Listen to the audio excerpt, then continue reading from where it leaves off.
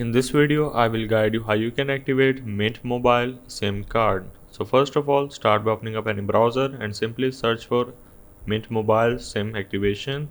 And if I go for the first and the official help center, as you can see, you need to simply start by clicking on this SIM type and then simply selecting your physical SIM.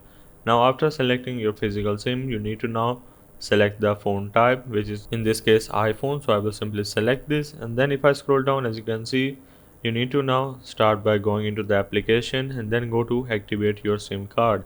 Now this is the step-by-step guide for the mobile application. Right now I don't have Mint Mobile SIM card, so I cannot show you, but you just need to then enter the 11-digit ACT code on the back of your SIM card.